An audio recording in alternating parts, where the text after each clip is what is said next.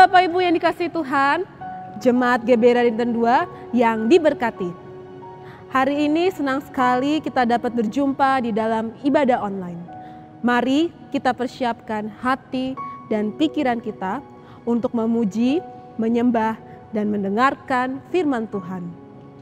Apabila Bapak dan Ibu membutuhkan pelayanan dan informasi, dapat menghubungi nomor telepon yang ada di bawah ini. Selamat beribadah. Tuhan Yesus memberkati. Selamat hari Minggu saudara sekalian. Saya percaya dimanapun saudara berada, semua aman dalam lindungan Tuhan. Pada edisi Voice of Pentecost kali ini, kita akan membahas bagaimana memperkatakan Mazmur 91 dengan benar. Sekarang wabah COVID-19 masih melanda Indonesia dan juga negara-negara lainnya.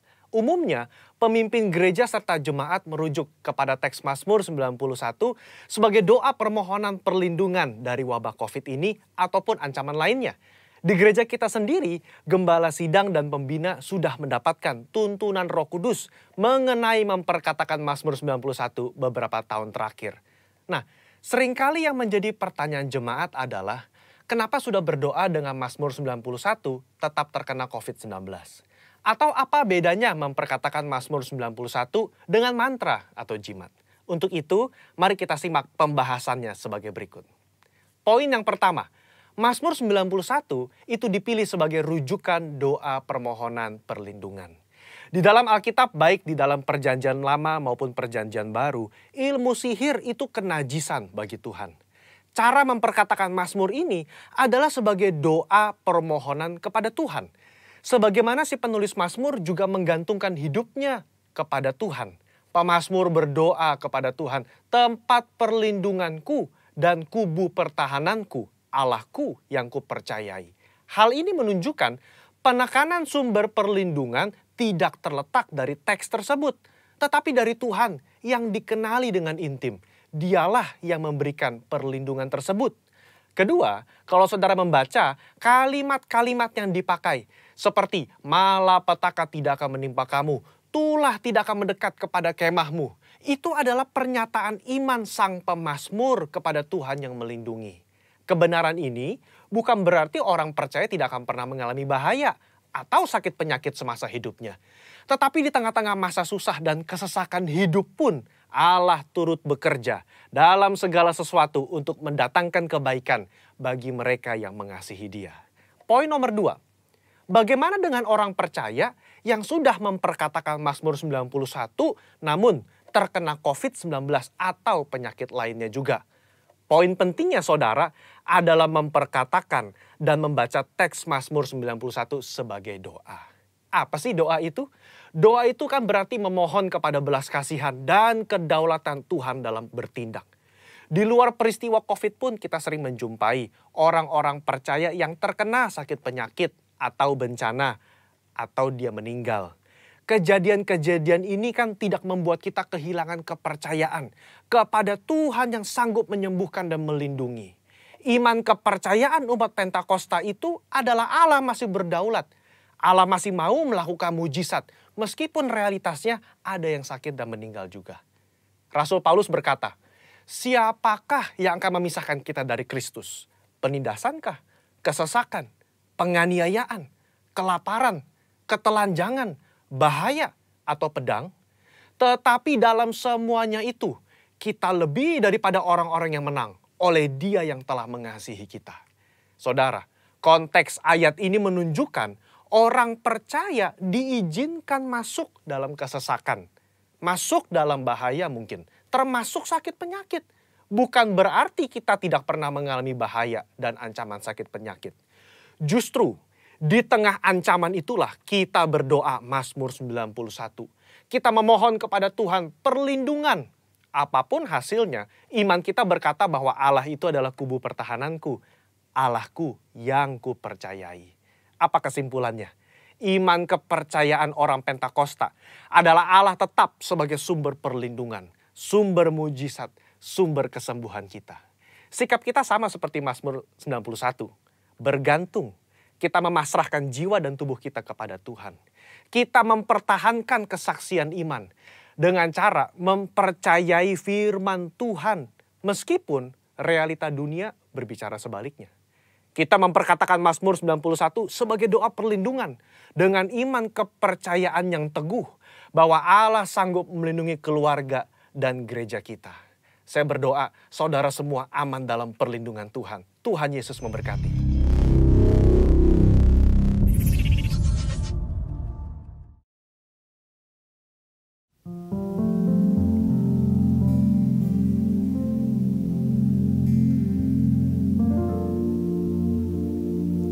Salam, Bapak Ibu Saudara terkasih dalam Tuhan. Selamat bertemu kembali dalam kasih dan anugerah Tuhan. Kita sama-sama saat ini beribadah kepada Tuhan. Meskipun Bapak Ibu di rumah kita masing-masing, mari kita beri yang terbaik untuk Tuhan. Firman Tuhan berkata, carilah dahulu kerajaan Allah dan kebenarannya, maka semuanya akan ditambahkan kepadamu. Ini berbicara tentang apa yang utama dalam hidup saudara dan saya. Selain Tuhan kita yang memberi kehidupan, yang memberi keselamatan, bahkan yang memberi perlindungan atas setiap kita. Mari Bapak Ibu Saudara, siapkan hati kita masing-masing. Pandang Allah kita, pandang Tuhan kita yang hadir di tengah-tengah kita. Terima kasih Tuhan.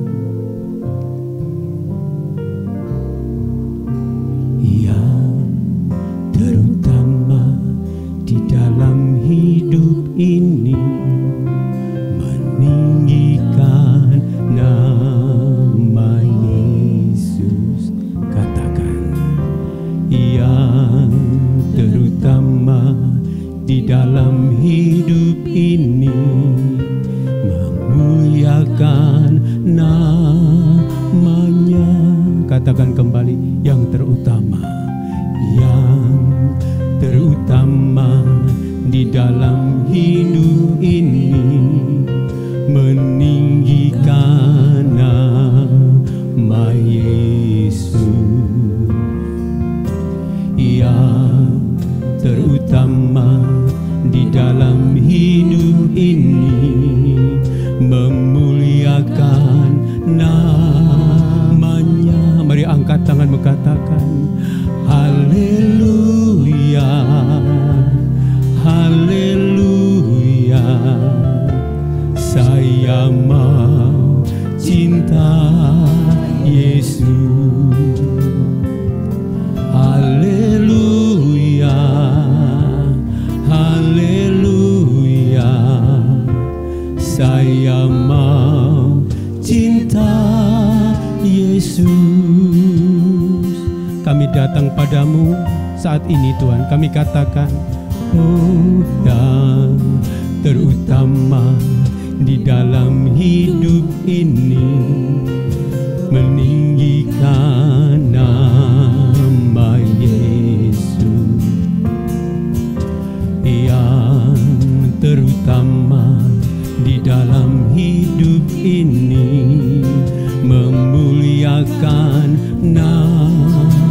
Serukan haleluya, haleluya, haleluya, saya mau cinta Yesus.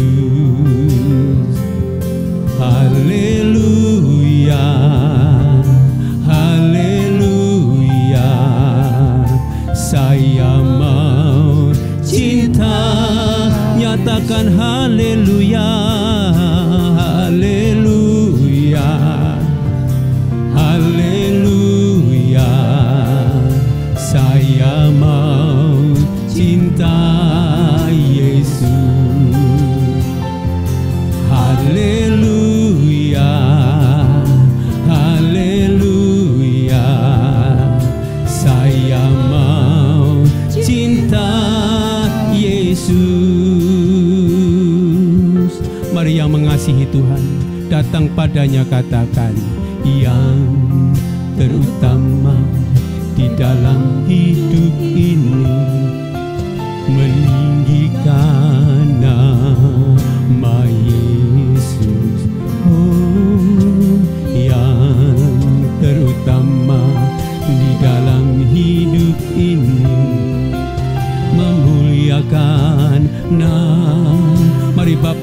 Saudara bersama-sama katakan haleluya, haleluya. Saya mau cinta Yesus. Oh haleluya, haleluya. Saya mau cinta. Bapak Ibu yang di rumah masing-masing angkat tanganmu. Haleluya, oh haleluya. Saya mau cinta Yesus. Haleluya, haleluya. Saya mau cinta Yesus. Mari angkat tangan, sembah Dia. Haleluya, oh haleluya. Kami mengasihi-Mu, kami mengasihi Tuhan. Haleluya, oh Jesus. Haleluya, Kau yang utama dan terutama ya Tuhan. Engkau segalanya bagi kami Tuhan. Haleluya Tuhan. Kau penolong kami, Kau penghibur setiap kami. Haleluya. Ora pasanda ya rala pasekere. Oh Jesus. Haleluya. Pastikan saudara, kita datang pagi ini, saat ini, karena kita sungguh-sungguh mengasihi Tuhan. Kita sungguh-sungguh perlu Tuhan. Kita haus akan Tuhan. Haleluya, haleluya. Oh, kami cinta Engkau, kami perlu Engkau Tuhan. Haleluya, haleluya.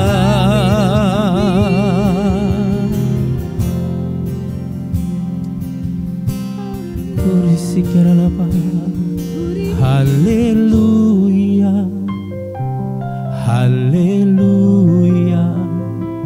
Saya cinta Tuhan Yesus.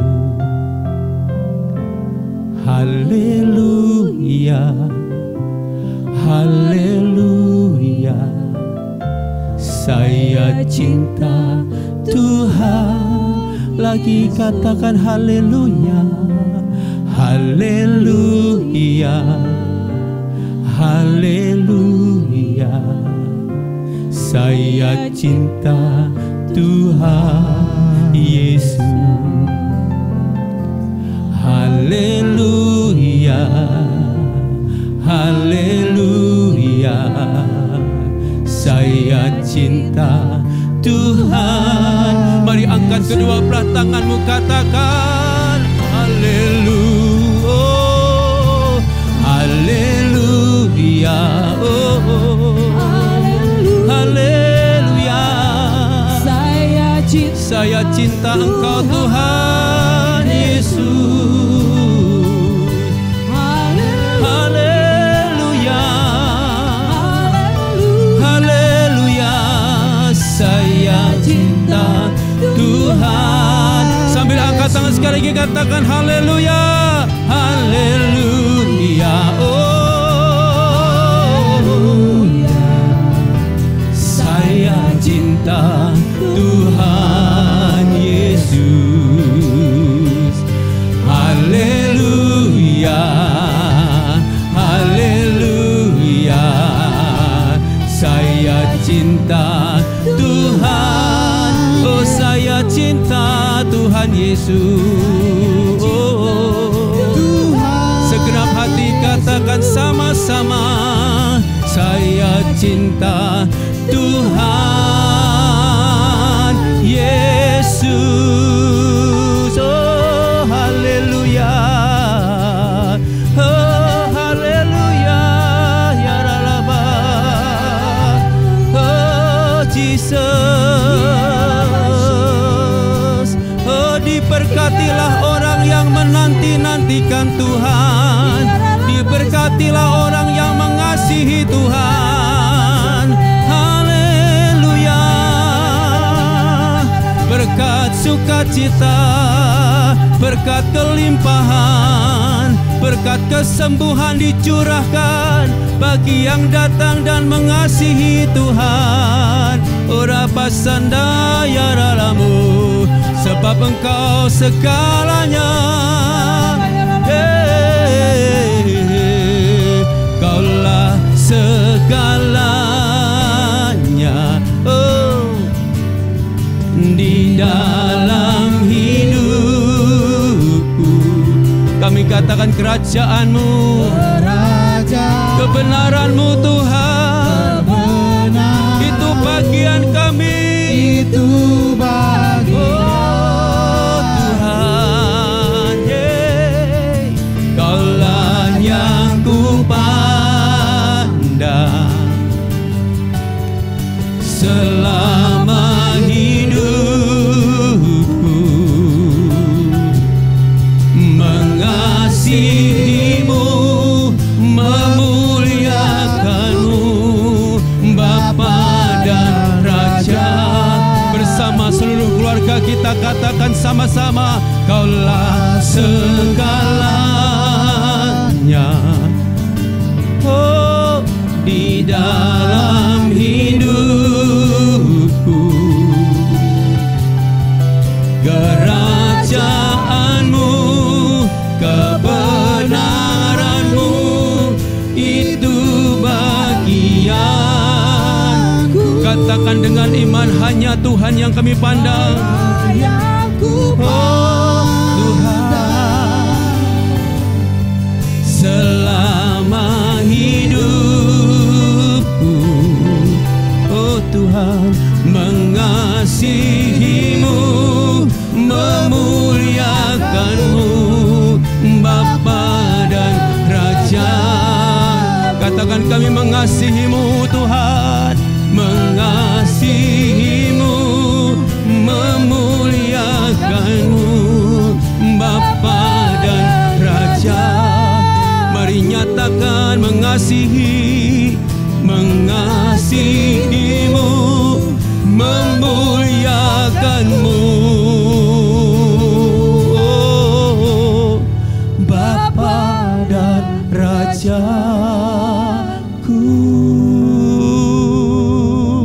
Mari tepuk tangan bagi Tuhan Allah kita, Tuhan Raja kita, Yesus namanya.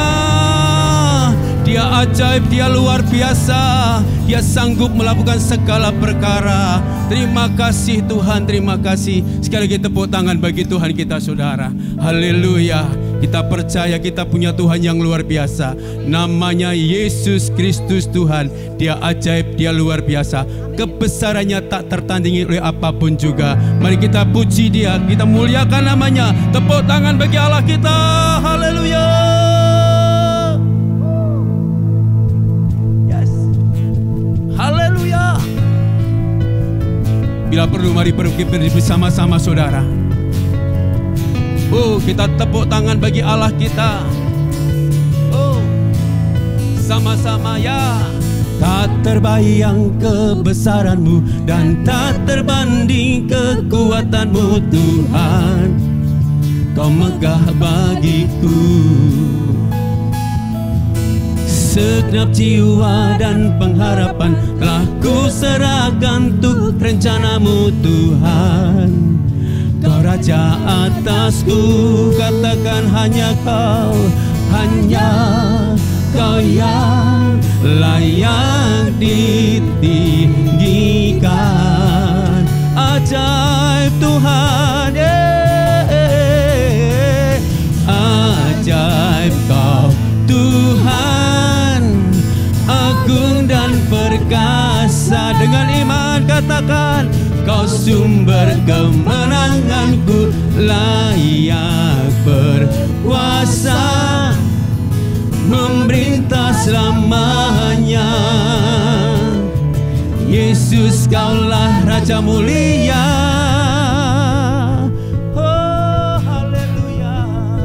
Sama-sama katakan, tak terbayang kebesaran-Mu dan tak terbanding kekuatan-Mu Tuhan. Kau megah bagiku, segenap jiwa dan harapan telah ku serahkan untuk rencana-Mu Tuhan. Kau Raja atasku, hanya Kau yang layak ditinggikan. Serukan dengan iman, ajaib Tuhan, ajaib Kau Tuhan, agung dan perkasa. Kau sumber kemenanganku, layak berkuasa, memerintah selamanya. Yesus, Kaulah Raja mulia, datang pada Allah kita, Raja mulia. Oh, Jesus, ajaib Dia, perkasa. Oh, ajaib Kau Tuhan, agung dan perkasa. Kau sumber kemenanganku, layak berkuasa, memerintah selamanya. Yesus, Kaulah Raja mulia, ajaib Kau Tuhan, agung dan perkasa. Kau sumber kemenanganku, layak berkuasa, memerintah selamanya. Yesus, Kaulah Raja mulia,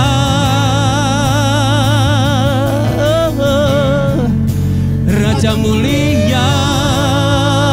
Angkat tanganmu tinggi, katakan, Raja mulia.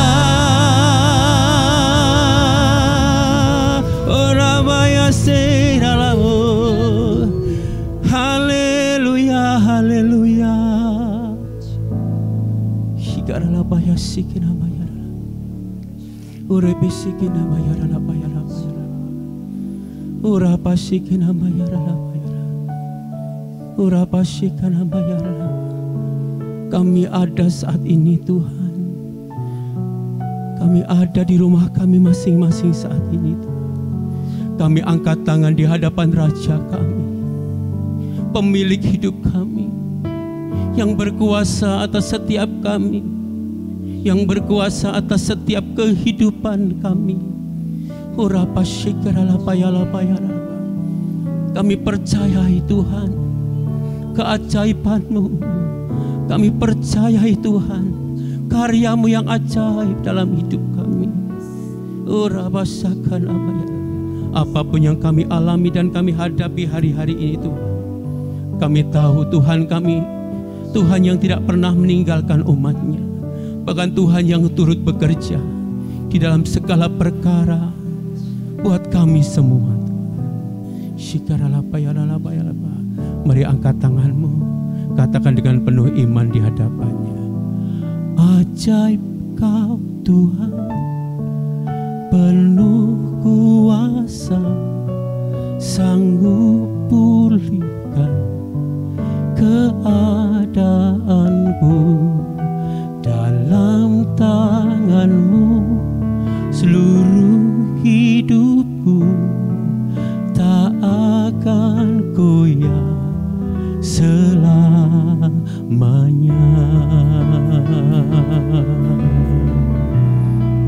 Pujian ini adalah pujian iman kita, saudara. Mari nyanyikan dengan penuh iman dan percaya. Kekuatan di hidupku ku dapat dalam Yesus.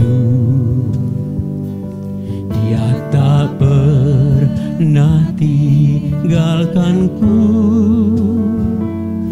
setia menopangku, berseru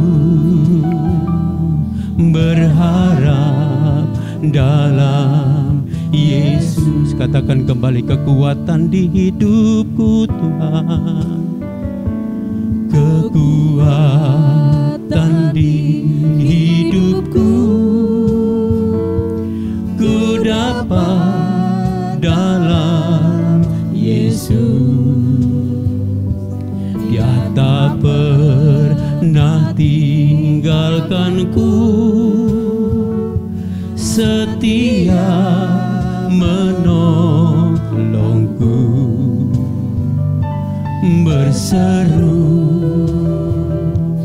berharap dalam Yesus. Mari datang pada Tuhan, nyatakan sama-sama, ajaib Kau Tuhan, penuh kuasa, sanggup pulihkan keadaanku, dalam tangan-Mu seluruh hidupku tak akan goyah. Oh, ajaib Kau Tuhan, ajaib Kau Tuhan, penuh kuasa, sanggup pulihkan keadaanku, dalam tangan-Mu seluruh hidupku tak akan goyah. Biar musik memuji Tuhan, mari datang pada Tuhan saudaraku. Ora pasanda ya rala pasanda ya rala, ora la pasanda ya rala pasanda ya rala pa ya la pa, ora beseke nama ya rala pa, ora pa ya se la la la la la la la la la la. Tuhan, kuatkan kami yang lemah Tuhan. Oh Tuhan, sembuhkan kami yang sakit Tuhan. Oh Tuhan, berkati kami yang kekurangan hari-hari ini Tuhan. Inamase hiralapa yalapa. Tuhan, pulihkan keadaan kota kami. Tuhan, pulihkan keadaan bangsa ini Tuhan Yesus. Oh rahbata karalapa yalapa yalapa. Dan kami percaya mujizat-Mu dinyatakan atas kami, dinyatakan atas keluarga kami. Oh rapasata karalapasanda yaralapa yalapa. Oh haleluya Tuhan, kami sungguh percaya Tuhan, keajaiban-Mu, kuasa-Mu, mujizat-Mu masih ada sampai hari ini. Oh haleluya. Untuk itu kami perkatakan dengan iman kami, ajaib Kau Tuhan, penuh kuasa, sanggup pulihkan keadaanku, dalam tangan-Mu seluruh hidupku tak akan goyah selamanya, tak akan goyah selamanya, tak akan goyah selamanya.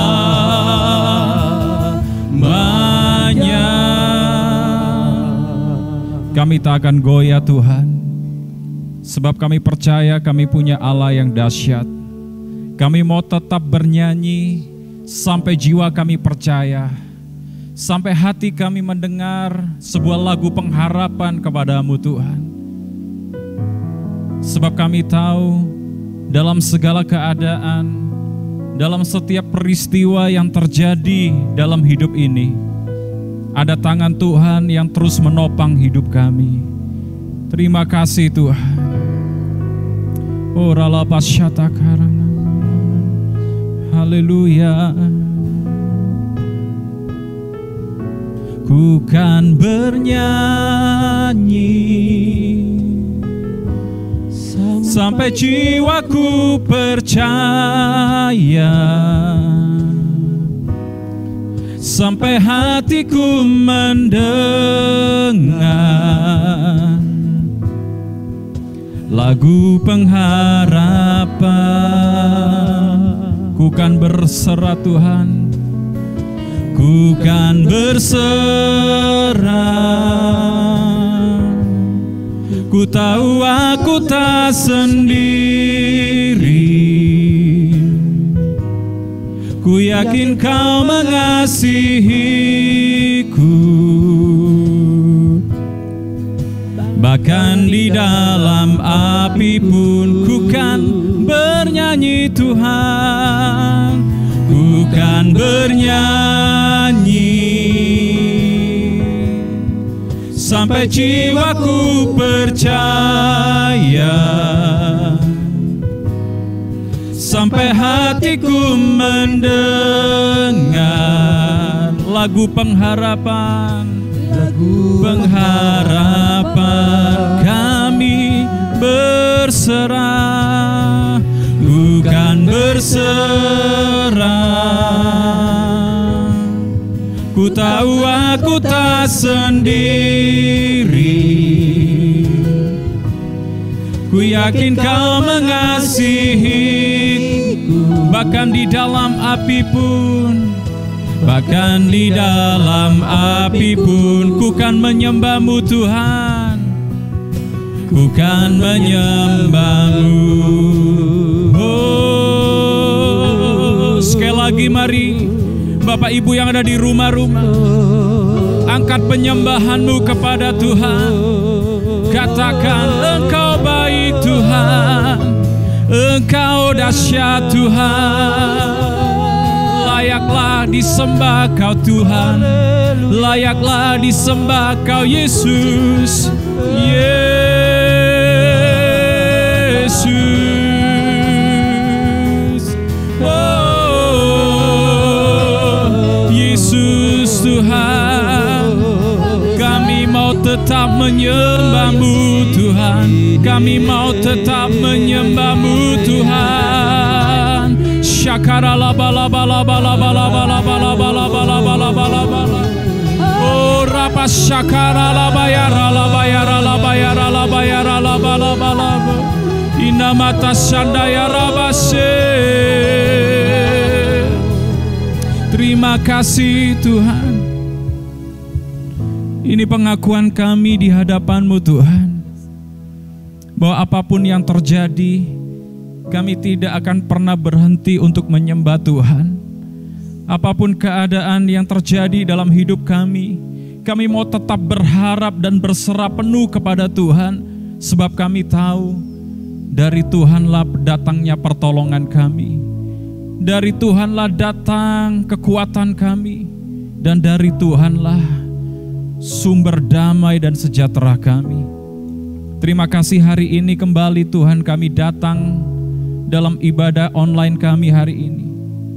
Tuhan berkati pemberitaan firman Tuhan yang sebentar kami dengar. Urapi hamba-Mu, urapi kami semua. Kami siap untuk terima teguran-Mu Tuhan. Kami siap diajar melalui firman-Mu Tuhan. Berbicara bagi setiap kami. Di dalam nama Tuhan Yesus kami siap terima firman Tuhan. Haleluya. Amin. Tuhan Yesus memberkati. Shalom Bapak Ibu Saudara yang ada di rumah-rumah. Apa kabar saudara? Senang sekali hari ini saya berjumpa lagi dengan Anda semua dalam ibadah online hari ini. Saya percaya tidak ada batasan dalam hadirat Tuhan, di tempat di mana Bapak dan Ibu bersama-sama menaikkan pujian dan sembah serta syukur di hadapan Tuhan, maka di situ ada hadirat Tuhan. Dan yang saya percaya adalah ketika ada hadirat Tuhan di sana, maka Tuhan akan pulihkan kita, Tuhan akan berkati kita, dan Tuhan akan limpahkan segala sesuatu yang baik di dalam hidup kita. Nah saudara yang dikasihi Tuhan, hari-hari ini masih begitu banyak orang yang kecewa dengan Tuhan, banyak orang yang gentar menghadapi hari-hari seperti ini, peristiwa atau kondisi seperti ini. Tetapi saya mau beritahu saudara bahwa segala hal yang terjadi, segala keadaan yang sedang kita alami hari-hari ini, percayalah satu hal, bahwa Tuhan tidak pernah meninggalkan kita, bahwa Tuhan selalu ada bersama dengan kita dan Dia akan siap untuk menolong kita. Hari ini kita akan belajar firman Tuhan yang saya beri tema atau judul menjadi pengelolanya Tuhan. Nah, kalau kita lihat di dalam Kejadian 1 ayat 28, firman Tuhan berkata gini, Allah memberkati mereka, yaitu manusia yang diciptakan Tuhan itu, lalu Allah berfirman kepada mereka, beranak cuculah dan bertambah banyak, dikatakan, penuhilah bumi dan taklukkanlah itu. Berkuasalah atas ikan-ikan di laut dan burung-burung di udara dan atas segala binatang yang merayap di bumi. Kalau kita perhatikan apa yang dicatat di dalam Kejadian 1 ayat 28 ini saudara, memberikan kepada kita sebuah penegasan dan sebuah informasi yang valid dan jelas bahwa waktu Allah menciptakan manusia, manusia diciptakan oleh Allah bukan hanya serupa dan segambar, tetapi ada mandat yang Allah berikan kepada manusia yang diciptakan itu. Nah, mandat yang Allah berikan kepada manusia yang pertama adalah untuk berkeluarga, karena itu dikatakan beranak cuculah dan bertambah banyak. Dan mandat yang kedua adalah untuk menjadi pengelola dari apa yang sudah Tuhan ciptakan atau titipkan atas manusia itu. Sehingga di dalam ayat yang kita baca tadi, kita menemukan kata ini, penuhilah bumi, taklukkanlah itu, berkuasalah, dan kemudian dikatakan apa? Atas ikan-ikan di laut, burung-burung di udara, dan atas segala binatang yang merayap di bumi. Kata penuhilah, taklukkan, dan berkuasalah itu menunjukkan kepada kita bahwa Tuhan memberikan kepada kita otoritas untuk menjadi pengelola dari apa yang telah Tuhan ciptakan. Nah, di sini membuat kita menjadi sadar bahwa ternyata segala sesuatu yang kita lihat, bahkan segala sesuatu yang ada di dalam hidup kita, semuanya adalah miliknya Tuhan. Bukan kita yang jadi pemilik, tetapi Tuhan yang jadi pemilik, yang dipercayakan kepada setiap saudara dan saya untuk kita kelola dengan baik. Makanya Tuhan memberikan kepada kita otoritas untuk menjadi pengelola-pengelola dari apa yang Tuhan titipkan di dalam kehidupan kita itu. Dan kita tidak boleh lupa akan hal ini. Lalu kalau kita lihat di dalam Roma pasal yang ke-11 ayat 36, firman Tuhan berkata gini, sebab segala sesuatu adalah dari Dia, oleh Dia, dan kepada Dia. Bagi Dialah kemuliaan sampai selama-lamanya, dikatakan. Segala sesuatu itu dari Dia asalnya, oleh Dia dan kepada Dia, dikatakan bagi Dia kemuliaan sampai selama-lamanya. Saya kira ayat ini sangat jelas memberikan kepada kita sebuah penegasan bahwa ternyata semua hal yang ada dalam hidup kita, semua hal yang ada di dalam dunia, semua hal yang kita lihat, bahkan yang kita nikmati hari-hari ini, itu dari Dia asalnya. Dan Tuhanlah sang pemilik. Makanya saya ingin katakan kepada setiap kita hari ini, kita harus mengerti bahwa Tuhanlah sang pemilik dari segala sesuatu. Kita hanyalah pengelola. Saya ulang hal ini.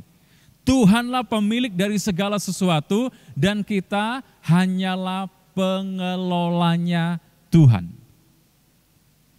Tapi kita kadang cenderung merasa sebagai penguasa. Kita kehilangan kesadaran akan hal ini sehingga kita menganggap bahwa semua yang ada pada kita itu milik saya. Karena itu milik saya tidak boleh melepaskannya. Banyak orang tidak sadar bahwa apa yang ada dalam hidupnya itu punyanya Tuhan, miliknya Tuhan, yang dipercayakan bagi setiap kita. Entah itu harta, entah itu suami, entah itu istri, anak, atau siapapun juga yang kita miliki, yang membuat hidup kita menjadi berwarna itu adalah milik Tuhan yang dititipkan kepada setiap saudara dan saya. Kita tidak boleh lupa akan hal ini. Makanya Ayub selalu sadar, sehingga ketika Tuhan izinkan Ayub mengalami berbagai macam masalah yang bertubi-tubi terjadi di dalam kehidupannya, dari anak-anaknya mati, semua harta yang dia miliki habis Bapak Ibu. Kalau kita lihat pernyataan yang luar biasa dari Ayub di dalam Ayub 1 ayat 21 dikatakan gini, katanya, dengan telanjang aku keluar dari kandungan ibuku. Dengan telanjang juga aku akan kembali ke dalamnya. Tuhan yang memberi, Tuhan yang mengambil, terpujilah nama Tuhan. Ayub sebagai orang yang takut akan Tuhan, sebagai orang yang saleh, menjauhi kejahatan, dan tidak ada orang sesaleh Ayub pada zaman itu. Diberkati secara luar biasa, memiliki keluarga yang diberkati oleh Tuhan. Tapi dalam sekejap semua apa yang ada dalam hidupnya, habis Tuhan izinkan itu. Tapi di atas segalanya, pernyataan Ayub ini perlu kita renungkan bersama. Dia tidak menyalahkan Tuhan, dia tidak kecewa kepada Tuhan, dia tidak merasa bahwa dia memiliki segalanya, tetapi dia berkata apa? Tuhan yang memberi, Tuhan yang mengambil, terpujilah nama Tuhan. Hari ini saya tidak tahu keberadaan saudara. Mungkin ada di antara saudara yang merasa sesuatu hilang dari hidup saudara. Ada sesuatu yang diambil dari hidup saudara. Ada sesuatu yang meninggalkan hidup saudara. Tapi hari ini saya mau beritahu saudara melalui firman Tuhan yang kita dengar ini. Kita harus sadar bahwa semua apa yang ada dalam hidup kita bukan milik kita, tetapi kepunyaan Tuhan. Kalau Tuhan ambil itu lagi, kalau Tuhan tarik itu lagi, itu haknya Tuhan. Kita tidak bisa komplain kepada Tuhan, kita tidak bisa menyalahkan Tuhan, dan kita tidak boleh menyalahkan siapapun juga. Kesadaran bahwa kita hanyalah pengelola itu menjadi penting hari-hari ini ada di dalam hidup kita. Sebab kesadaran bahwa kita hanyalah pengelola itu akan membuat kita yang pertama menjadi orang-orang yang bertanggung jawab dari apa yang telah Tuhan titipkan di dalam hidup kita. Orang yang sadar bahwa dia adalah pengelola, bukan pemilik, dia akan bertanggung jawab penuh dari apa yang telah Tuhan percayakan di dalam kehidupannya. Kalau kita perhatikan di dalam Matius 24, ayat 14-30, kita tahu perumpamaan tentang talenta. Ada seorang tuan yang mempercayakan kepada 3 hamba dengan kepercayaan yang berbeda-beda. Yang seorang dipercayakan 5 talenta. Yang seorang lagi dipercayakan 2 talenta, dan yang seorang lagi dipercayakan 1 talenta. Alkitab catat begini, masing-masing menurut kesanggupannya. Ini sesuatu yang penting. Kita tidak boleh iri dengan keberhasilan orang lain. Kita tidak boleh iri dengan kekayaan orang lain. Sebab Tuhan mempercayakan kepada seseorang itu berdasarkan kesanggupannya. Tuhan yang paling tahu kita sanggup dipercayakan berapa. Tuhan yang paling mengerti kita punya kapasitas itu seperti apa. Sehingga Tuhan akan mempercayakan sesuai dengan kapasitas kita. Tapi yang terpenting adalah begini. Dalam perumpamaan tentang talenta itu, ketika selesai mempercayakan kepada 3 hamba yang berbeda menerima kepercayaan itu, maka dikatakan apa? Di ayat 19 dari Matius pasal yang ke-25 dikatakan gini, lama sesudah itu pulanglah tuan hamba-hamba itu. Dikatakan lama setelah tuannya itu mempercayakan kepada hamba-hamba tadi, maka tuannya itu pulang, lalu mengadakan perhitungan dengan mereka. Apa yang kita bisa pelajari dari hal ini? Ternyata begini, bukan soal sedikit atau banyak sesuatu yang Tuhan titipkan dan percayakan dalam hidup kita. Tetapi soal bagaimana saudara dan saya bertanggung jawab penuh terhadap kepercayaan dari Tuhan itu. Sebab pada akhirnya begini saudara, Sang Tuan yaitu Tuhan sendiri yang telah mempercayakan kepada kita sebuah kepercayaan-kepercayaan itu, sebuah titipan-titipan itu, akhirnya akan meminta pertanggungjawaban dalam hidup kita. Ini yang harus saudara mengerti. Tuhan akan meminta pertanggungjawaban dari apa yang telah Dia titipkan di dalam kehidupan kita. Masalahnya adalah, sudahkah kita menjadi orang-orang yang bertanggung jawab? Kalau kita tidak sadar bahwa kita hanyalah pengelola, sulit untuk kita bertanggung jawab. Tapi hari ini melalui firman Tuhan ingatkan kita semua bahwa ternyata Tuhanlah sang pemilik dan kitalah pengelola. Maka sebagai pengelola yang baik, kita harus bertanggung jawab. Bagaimana cara kita bertanggung jawab? Kita harus mengolah segala sesuatu dengan penuh tanggung jawab yang ada di dalam kehidupan kita. Raga yang Tuhan telah berikan, kita olah. Makanya ada istilah olahraga. Rasio atau kepandaian atau hikmat yang telah Tuhan berikan, kita harus olah itu. Makanya ada istilah olah rasio. Rasio kita harus kita olah. Bukan hanya kita kasih makan perut kita dengan kenyang, tetapi pikiran kita harus kita kenyangkan dengan pengetahuan-pengetahuan yang lebih lagi. Menambah wawasan, menambah pengetahuan secara umum. Itu artinya kita sedang mengolah rasio kita. Lalu rasa kita harus kita olah. Roh kita harus kita olah. Ini adalah bentuk tanggung jawab kita sebagai orang-orang yang telah dipercayakan oleh Tuhan sesuatu di dalam kehidupan kita. Jadi yang pertama, kesadaran bahwa kita adalah pengelola membuat kita menjadi orang yang bertanggung jawab dari apa yang telah Tuhan titipkan itu. Yang kedua, kesadaran akan sebuah konsep bahwa kita adalah pengelola membuat kita tidak gampang kecewa dengan Tuhan. Nah, hari-hari ini mungkin ada di antara saudara yang kecewa. Kecewa karena kehilangan pekerjaan, kecewa karena ada anggota keluarganya yang positif COVID-19. Ada anggota keluarganya yang memiliki penghasilan merosot tidak seperti biasanya. Semua jadwal di-cancel. Semua acara-acara yang sudah tersusun rapi beberapa tahun yang lalu berantakan semuanya. Ada sakit, penyakit, kehilangan sesuatu. Dan ini membuat banyak orang menjadi kecewa karena dia menganggap bahwa apa yang ada dalam hidupnya itu miliknya dia. Makanya hari ini marilah kita sadar saudara, bahwa kita hanyalah pengelola bukan pemilik. Tuhanlah sang pemilik. Kalau kita sadar akan hal ini, saya percaya kita nggak gampang kecewa. Sekalipun mungkin ada sesuatu yang hilang dari hidup kita nggak gampang kecewa. Sekalipun mungkin ada sakit penyakit yang Tuhan izinkan, kita nggak gampang kecewa. Sekalipun mungkin penghasilan kita merosot, ada yang kena COVID-19, kita tidak akan gampang kecewa dan menyalahkan Tuhan. Satu kali ada seorang yang kehilangan pekerjaan, lalu kemudian suntuk di rumah karena tidak kunjung dia mendapatkan pekerjaan baru. Lalu kemudian bapak yang kehilangan pekerjaan ini menyusuri satu kota di daerah di mana dia tinggal, berjalan tanpa arah yang jelas. Lalu tiba-tiba tanpa dia sadari kakinya terantuk dengan koin.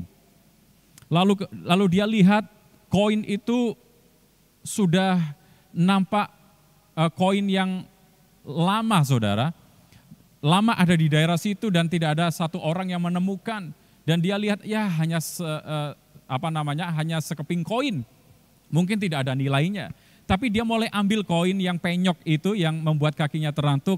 Dan dia lihat, dia perhatikan sepertinya ini barang antik, koin dari zaman dahulu. Lalu kemudian dia simpan dan dia bersihkan dengan tisu yang ada di sakunya. Lalu di ujung dari jalan itu dia melihat ada satu toko ada satu kios yang merupakan pemilik dari orang yang suka mengoleksi barang-barang antik, seorang kolektor. Lalu dia mencoba peruntungan untuk membawa koin itu, siapa tahu bisa dihargai. Sesampainya di sana, singkat cerita ditawar koin itu Rp200.000. Dan dengan sukacita dia tukarkan koin itu dengan Rp200.000. Kali ini dengan sukacita dia kembali pulang ke rumahnya, menyusuri jalan-jalan sepanjang daerah yang dilalui, lalu tiba-tiba dia melihat ada satu tulisan besar sale, obral, bukan baju saudara, bukan makanan tetapi kayu dengan kualitas yang bagus. Pas harganya Rp200.000. Lalu dia beli kayu itu, dia pikir di rumah saya, istri saya menempatkan baju sembarangan karena tidak punya lemari. Mungkin dengan beli kayu ini saya bisa membuat lemari ala kadarnya.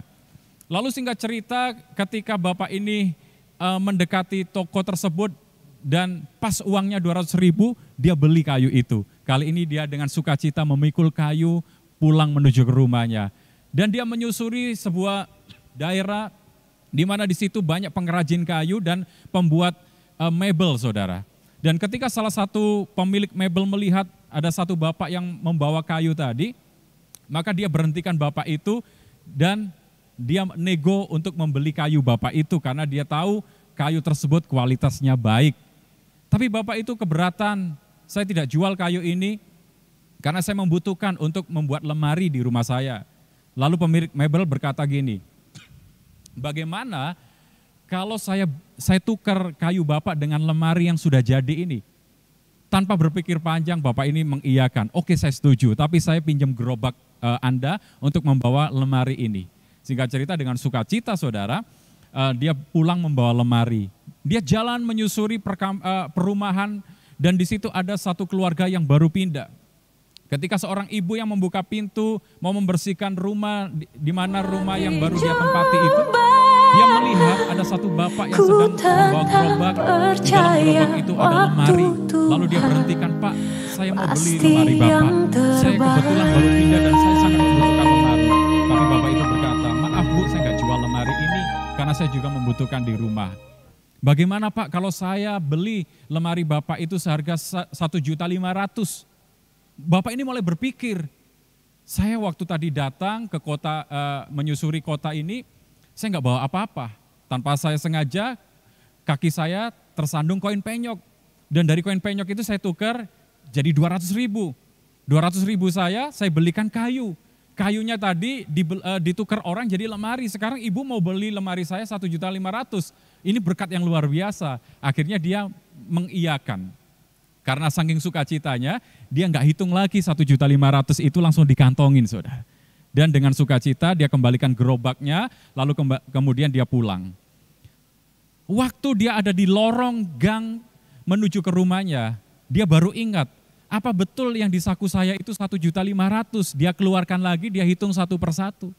Tanpa dia sadari dari belakang ada seorang pencuri atau perampok yang ambil paksa uang 1.500.000 dari genggaman tangannya. Sontak bapak itu berteriak tolong dan istrinya dari kejauhan melihat peristiwa itu, istrinya berlari dan perampoknya itu sudah kabur. Ketika istrinya mendapati suaminya, dia bertanya, apa yang terjadi padamu? Apakah dia melukai engkau? Saya tidak apa-apa. Lalu apa tadi yang diambil daripadamu? Jawaban bapak ini berkata gini, bukan apa-apa, hanya koin penyok yang tidak ada harganya. Saudara lihat dari kisah ini, dia sadar bahwa waktu dia datang menyusuri kota itu, dia nggak bawa apa-apa. Tanpa sengaja kakinya terantuk koin penyok dan dia tukar itu menjadi 200.000. Dari 200.000 dia belikan kayu dengan kualitas yang bagus, lalu kayu itu ditukar dengan lemari, lemarinya dibeli orang 1.500.000. Lalu ketika 1.500.000 yang ada di genggaman itu direbut paksa oleh orang lain, diambil paksa, dia nggak kecewa karena dia tahu dari awal dia nggak punya apa-apa. Tanpa sengaja dia menemukan koin yang akhirnya membuat dia memiliki segala sesuatu. Ayub pun berkata seperti itu. Nah kalau kita perhatikan dalam Alkitab saudara, Yunus pernah kecewa dengan Tuhan. Ketika satu kali, waktu dia menyampaikan kabar pertobatan kepada Niniwe dan dia keluar kota Niniwe, lalu untuk menutupi panasnya terik matahari, dia berlindung di sebuah gubuk. Dan atas penentuan Tuhan, di dalam Yunus 4 ayat 6, saya baca secara cepat. Lalu atas penentuan Tuhan Allah, tumbuhlah sebatang pohon jarak melampaui kepala Yunus untuk menaunginya, agar ia terhibur daripada kekesalan hatinya. Yunus sangat bersuka cita karena pohon jarak itu. Semula pohon jarak itu enggak ada, tapi Tuhan yang menumbuhkan dan dia bersuka cita untuk itu. Tetapi keesokan harinya ketika fajar menyingsing, atas penentuan Allah datanglah seekor ulat menggerek pohon jarak itu sehingga layu. Segera sesudah matahari terbit, maka atas penentuan Tuhan bertiuplah angin timur yang panas terik, sehingga sinar matahari menyakiti kepala Yunus. Lalu rebalah ia lesu, berharap supaya mati, katanya, lebih baik aku mati daripada hidup. Di ayat 9, Tuhan berfirman kepada Ayub, Yunus maksud saya, layakkah engkau marah karena pohon jarak itu? Jawabnya, selayaknya aku marah sampai mati. Jawab Allah di ayat 19. Di ayat 10 maksud saya. Engkau sayang kepada pohon jarak itu yang untuknya sedikit pun engkau tidak berjerih payah dan yang engkau tidak tumbuhkan, yang tumbuh dalam satu malam dan binasa dalam satu malam pula. Kita lihat Yunus kecewa kepada Tuhan karena dia lupa bahwa Tuhan yang membuat segala sesuatu itu ada. Tuhan yang menumbuhkan pohon jarak itu. Ketidaksadaran bahwa Tuhan sang pemilik akan membuat kita gampang kecewa. Tapi sebaliknya, kalau kita sadar bahwa kita adalah pengelola, kita nggak gampang kecewa dengan Tuhan. Walaupun sesuatu yang pahit terjadi, kita tetap percaya di balik setiap peristiwa ada maksud Tuhan yang luar biasa dalam hidup kita. Yang ketiga, kesadaran bahwa kita pengelola akan membuat kita tidak sombong atau tidak congkak. Kita tahu Alkitab berkata orang yang congkak itu menjadi musuh Allah. Yakobus 4 ayat 6 dikatakan Allah menentang orang yang congkak tetapi mengasihani orang yang rendah hati. Orang yang sombong itu adalah gini, orang yang berpusat kepada diri sendiri, suka pamer atau promosi diri sendiri, tidak menghargai kasih karunia Allah dan melakukan segala sesuatu tidak dengan ketulusan hati. Pasti ada maksud terselubung dari apa yang dia lakukan. Kalau dia berbagi, tujuannya supaya namanya dia yang dikenal oleh banyak orang. Nah ini hati-hati saudara. Sekali lagi saya katakan bahwa orang yang congkak itu menjadi musuh Allah. Orang yang sombong itu menjadi musuh Allah. Makanya kita harus sadar bahwa semuanya karena Tuhan. Semuanya dari Tuhan. Faktor Tuhan itu yang paling menentukan di dalam kehidupan kita. Kalau bukan karena Tuhan, kita nggak bisa apa-apa. Kalau bukan karena Tuhan, kita tidak berdaya. Kalau bukan karena Tuhan, kita tidak memiliki apa-apa. Tidak ada yang layak kita sombongkan di hadapan Tuhan. Karena itu hari ini, marilah kita sadar bahwa kita hanyalah pengelola. Kalau kita sadar kita hanyalah pengelola, maka kita tidak akan menyombongkan diri dengan apa yang ada pada kita. Karena kita tahu semua apa yang ada dalam hidup kita, itu Tuhan yang punya. Satu kali kalau Tuhan ambil, yaitu haknya Tuhan. Yang terakhir, yang keempat, kesadaran bahwa kita adalah pengelola membuat kita suka memberi dan tidak tamak. Ada seorang imigran dari Italia yang merintis sebuah usaha di New York, Amerika Serikat, sebuah minuman jus orange dengan merek Tropicana. Namanya adalah Anthony Talamorossi. Anthony Talamorossi ini sadar bahwa semula dia hanyalah seorang imigran yang tidak punya apa-apa. Tapi oleh karena hikmat Tuhan dia merintis sebuah usaha dan usahanya maju. Dia berkomitmen saudara, tidak hanya memberikan 10% dari penghasilannya atau persepuluhan, tetapi dia memberikan lebih dari 50%, bahkan dia terus serta untuk menyumbangkan atau mendonasikan uangnya kepada lembaga-lembaga tertentu. Kita lihat di sini, kenapa Anthony Talamorossi begitu gampang untuk memberi dan tidak tamak? Karena dia sadar sejak semula dia nggak punya apa-apa. Yang membuat dia memiliki segala sesuatu itu karena Tuhan. Faktor Tuhan tadi yang menentukan. Karena itu Lukas 12 ayat 15 mengingatkan kita gini. Katanya lagi kepadanya, berjaga-jagalah dan waspadalah terhadap segala ketamakan, sebab walaupun seorang berlimpah-limpah hartanya, hidupnya tidak tergantung pada kekayaannya itu. Tidak ada yang perlu kita banggakan. Yang terpenting hari ini sadari bahwa kita bukan pemilik tetapi pengelola. Waktu kita sadar kita adalah pengelola, kita akan suka memberi dan kita tidak akan tamak. Sebagai satu kesimpulan dari apa yang kita dengar hari ini, Tuhan mau saudara dan saya di waktu-waktu seperti ini, kita merenung kembali dan menyadari bahwa Tuhanlah sang pemilik dan kitalah pengelola, supaya kita menjadi orang-orang yang bertanggung jawab, yang pertama. Yang kedua, kita tidak akan gampang kecewa dengan segala peristiwa yang Tuhan izinkan terjadi. Dan yang ketiga, kita tidak akan sombong. Yang keempat, kita akan menjadi orang yang murah hati, suka memberi, dan tidak tamak. Kiranya melalui renungan firman Tuhan ini akan menolong setiap kita untuk menjadi pengelola-pengelola yang baik dari apa yang Tuhan telah percayakan di dalam kehidupan kita. Sebelum kita berdoa, saya undang pemain musik bisa maju ke depan. Sekali lagi mari kita datang di hadapan Tuhan. Terima kasih Tuhan. Terima kasih untuk kebenaran firman yang menguatkan setiap kami. Yang mengajarkan bagi setiap kami Tuhan, bahwa kami bukanlah pemilik tetapi kami adalah pengelola. Biar kami menjadi pengelola-pengelola yang bertanggung jawab. Dan kami tidak akan mudah kecewa ketika Tuhan harus ambil sesuatu di dalam hidup kami. Kami akan menjadi orang-orang yang rendah hati, tidak akan sombong. Dan kami menjadi orang yang murah hati, suka memberi dan tidak tamak. Mampukan kami ya Roh Kudus untuk menyadari hal ini. Terima kasih. Mari sekali lagi Bapak Ibu yang ada di rumah, angkat tangan kita. hidupku menggenapi firman-Mu. Tanda mujizat sertai tiap langkahku, Kau bersamaku di dalam kami, di dalamku, jadi bukti kebesaran hidupku, ya Tuhan.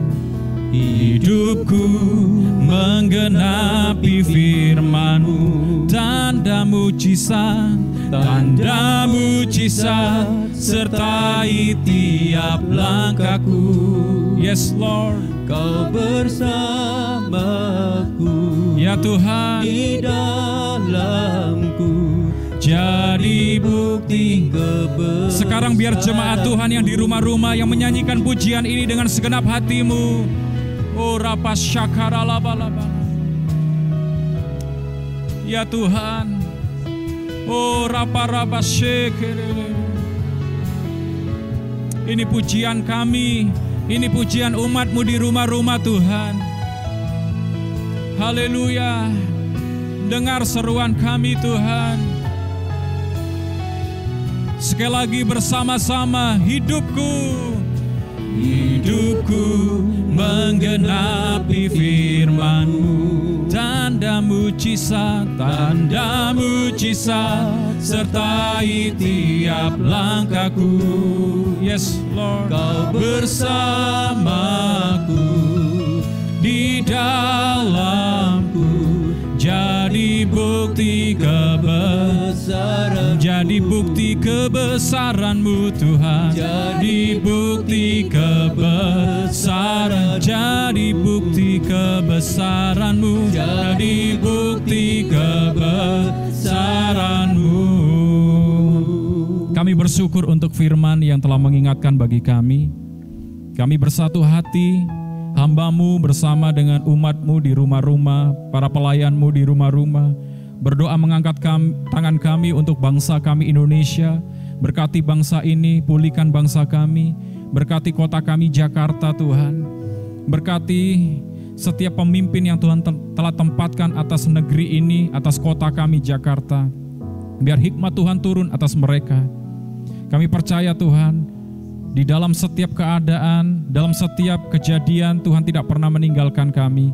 Kuatkan umat-Mu yang saat-saat ini mungkin dalam persoalan, terdampak secara langsung dengan COVID-19 ini. Berkati, kuatkan mereka, sehingga tidak ada satupun yang lemah, tidak ada satupun yang goyah Tuhan. Terutama hari ini, buat kami mengerti bahwa Tuhanlah sang pemilik dan kamilah pengelola-pengelolanya Tuhan. Sehingga kami harus bertanggung jawab dari apa yang Tuhan telah berikan atau titipkan di dalam kehidupan kami, dan kami tidak akan kecewa, kami tidak akan sombong, kami suka memberi, kami murah hati dan tidak tamak. Terima kasih berkat-Mu turun bagi setiap kami. Mari kita angkat tangan kita di hadapan Tuhan, siapkan hati untuk kita terima berkat dari Tuhan. Terimalah berkat, anugerah dan damai sejahtera yang berlimpah-limpah dari Bapa di surga melalui anaknya yang tunggal Yesus Kristus, dan persekutuan yang manis dengan Roh Kudus memberkati, menyertai, menolong, menguatkan hidup kita dari sekarang sampai selama-lamanya. Di dalam nama Yesus kita terima berkat ini. Haleluya. Amin. Tuhan memberkati kita. Yang berkuasa memerintah selamanya. Yesus, Kaulah Raja mulia,